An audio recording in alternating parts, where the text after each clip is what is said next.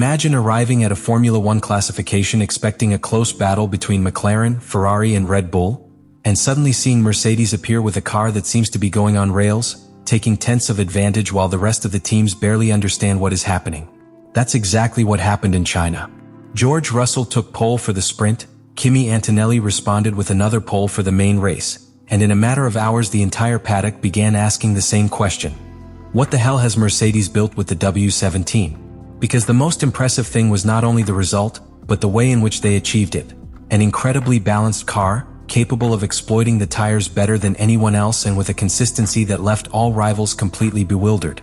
Some engineers even describe it as the new technical benchmark for Formula One under the 2026 regulations. And the most disturbing thing for the rest of the grid is that Mercedes has not yet even shown its major improvements.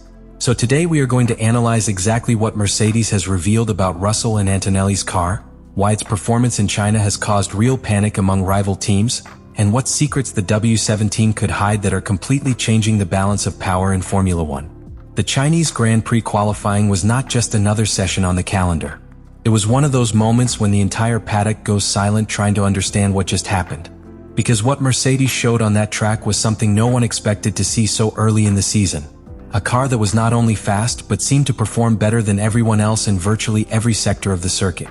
And the most disturbing thing for his rivals is that this was not a stroke of luck or an isolated perfect lap.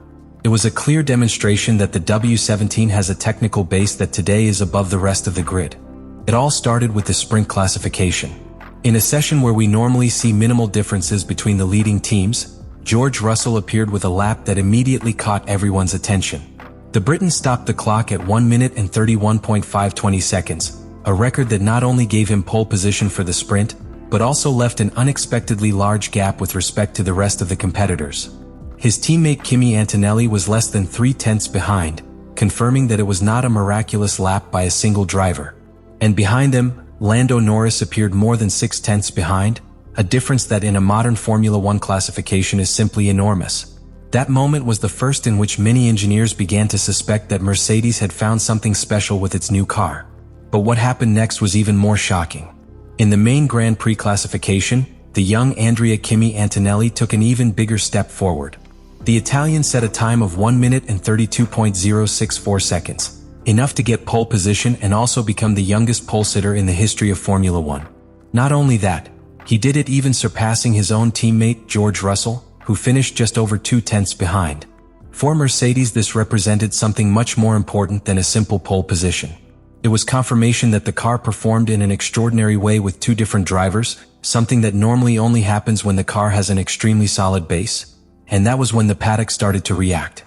Because behind the 2 Mercedes, the first Ferrari appeared, that of Lewis Hamilton, at 0.351 seconds. A considerable distance for a classification where normally the first 3 cars are usually separated by hundredths. McLaren and Red Bull were also unable to get close enough, reinforcing the feeling that the W17 had made a significant technical leap over its rivals. In just 2 weekends of competition, Mercedes had already accumulated a clear dominance in qualifying, consolidating a 3-0 pole position between Australia and China, something that very few expected after the irregular seasons the team had had in recent years. However, what really set off alarm bells within the paddock was not just the times. It was the way the car behaved on the track. Both Russell and Antonelli described the car as a car that feels on rails, an expression used in Formula One when the aerodynamic and mechanical balance is so good that the driver can attack each corner with complete confidence. That stability is extremely difficult to achieve under a completely new regulation, where most teams are still trying to understand how to run their cars consistently. Mercedes, on the other hand, seems to have found that point long before the rest. When qualifying ended in China, many thought they had simply seen 2 perfect laps from Russell and Antonelli. But inside the paddock, the engineers knew that there was something deeper behind that result. The real story was not only in the lap times, but in what Mercedes began to reveal about the behavior of the W17. Little by little, it was understood that this car is not fast for just one reason, but for a combination that is extremely difficult to achieve. High downforce, straight-line efficiency and energy management far superior to that of its rivals. That mix is precisely what has turned Mercedes into the new technical benchmark of the championship at the start of the season. One of the most talked about aspects within the paddock is the balance of the car. Under the new regulations, many teams are still fighting with cars that are very sensitive to configuration changes or track conditions. Some cars perform well in qualifying but suffer in the race. Others have speed on the straight but lose a lot of time in the corners. The Mercedes W17, on the other hand, seems to have found a balance point that allows it to perform in practically all situations. That stability is why both Russell and Antonelli describe the car as being on rails, a feeling that gives drivers the confidence to attack each corner without having to constantly struggle with the car's balance. But the real secret could lie in the way Mercedes has interpreted the 2026 regulation from the beginning. The German team very early opted for this new technical era and developed a car concept that was much more compact, lighter and more efficient than that of many of its rivals. This has allowed them to better integrate the car's aerodynamic and electrical systems, creating a platform that maximizes downforce without sacrificing straight-line speed. In practice, this means the W17 can generate more cornering grip without paying the usual price in terms of drag. And at circuits like Shanghai, where you need that balance between long corners and long straights, that advantage becomes extremely visible. Another key factor that is being talked about a lot in the paddock is energy management. With the new regulations, the electrification of the power system has an even more important role than before, and their Mercedes seems to have found a way to use energy much more efficiently than its rivals. This not only helps with acceleration and top speed, but also allows you to maintain more constant performance throughout the lap. When other cars start to lose electrical power at the end of the straights, the Mercedes still seems to have enough reserve to keep pushing.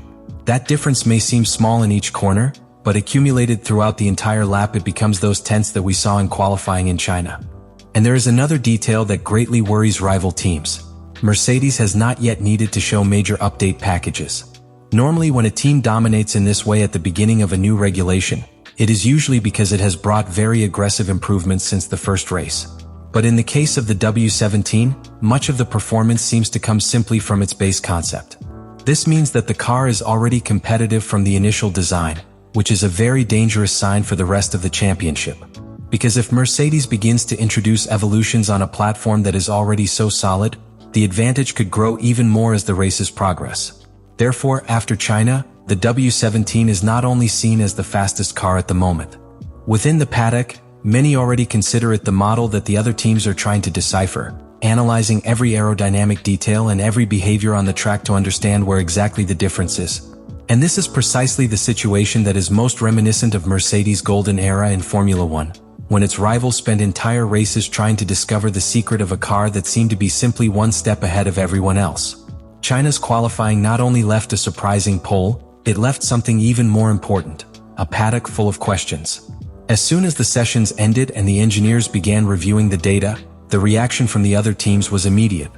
McLaren, Ferrari and Red Bull quickly understood that what they had seen was not a simple track circumstance or an exceptional lap by their drivers.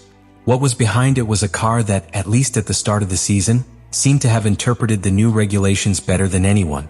And when that happens in Formula One, the rest of the championship automatically goes into alarm mode. The first to analyze the situation were McLaren engineers.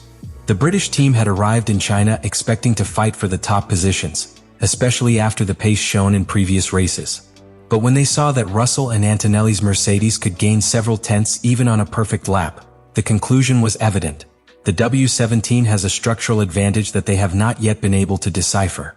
In Formula One, a difference of 6 tenths in qualifying is not usually explained by small configuration details. It usually indicates that a car is operating in a much more efficient performance window than the rest. And that is precisely the suspicion that began to spread among rival engineers. Ferrari also reacted quickly. Seeing Lewis Hamilton fall more than 3 tenths behind Mercedes in the fight for pole was a clear sign that the SF is still not in the same technical league as the W17 at the moment. For a team used to fighting for every hundredth, that distance is too great to ignore. Within the Italian team, the priority now is to understand where exactly the German car's advantage lies, whether it comes mainly from aerodynamics, energy efficiency, or a particularly effective combination between the two. Because when a rival achieves that kind of balance, it usually means that the entire concept of the car is better integrated from the start. Therefore, what happened in China could be much more important than a simple pole position.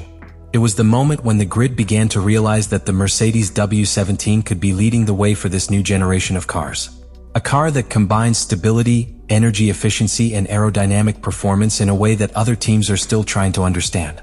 And the most disturbing thing for all of them is that this dominance has come in the first few races of the championship, when there is still an enormous amount of development ahead. If Mercedes has indeed found the winning concept for the 2026 regulation, then what we saw in China could be just the first sign of something much bigger. Because in Formula One, when one team discovers the right direction before the others, history has shown us time and time again that that advantage can quickly transform into a new era of dominance. After everything we saw in China, there is something that is beginning to become clear within Formula One. What Mercedes has built with the W17 could be much more than a competitive car. It could be the first car that has really understood how to get the most out of the new regulations. Because when a team manages to combine aerodynamic balance, energy efficiency and consistency in any conditions, we are not just talking about specific performance, we are talking about a technical base that can sustain results for an entire season. George Russell and Kimi Antonelli's pole positions in China were not simply a brilliant moment in qualifying. They were the demonstration that Mercedes has a car capable of consistently extracting performance with two different drivers and in different conditions. And that, in a completely new regulation, is an extremely powerful signal. It means that the W17 does not depend on a specific circuit or a particular circumstance to work well. It means that the concept of the car is well founded from its initial design.